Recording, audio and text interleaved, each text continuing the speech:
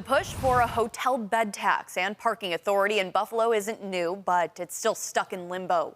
This afternoon, city leaders and council members put the pressure on state lawmakers to finally get it done.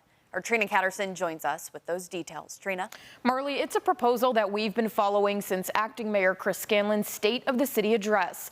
Buffalo leaders say it could bring in millions, but without the legislation, property taxes could jump to nearly 30%. So there has to be some way to plug these holes. And guess what? We have a way.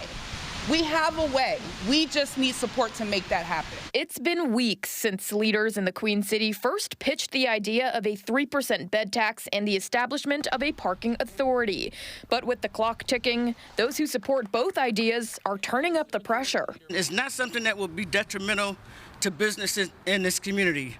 What will be detrimental to businesses in this community is if the city cannot close the gap that it has. The Queen City is facing close to a $60 million deficit. Acting Buffalo Mayor Chris Scanlon is proposing an 8% property tax increase in his budget. But that number has the chance to skyrocket to nearly 30% if the state does not pass the two pieces of legislation. A 20 to 30% tax increase will hurt families that are struggling to put food on the table. That's not acceptable to me. That could also be a cut of labor force in City Hall, people without jobs, people unable to pay their bills, people unable to provide for their families. Leaders say cuts to those in City Hall can lead to cuts in services, including police, fire, and the Department of Public Works. Those cuts are always to the communities who need it the most. I don't want to see cuts to police. Why? Because the residents in the Master District like calling the police. They want to know that 911 is going to show up when they're having an issue. Both proposals still need to be approved by the state legislature in Albany.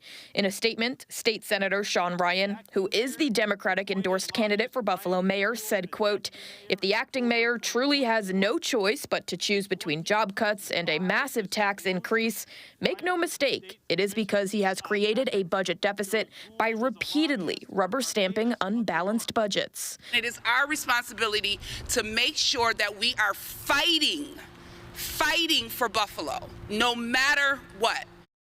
State Senator Sean Ryan says he has concerns specifically on how the tourism industry will be impacted with these proposed taxes. He will be hosting a roundtable summit on May 23rd to hear directly from Buffalo's tourism industries about their opinions. In the studio, Trina Catterson, News 4.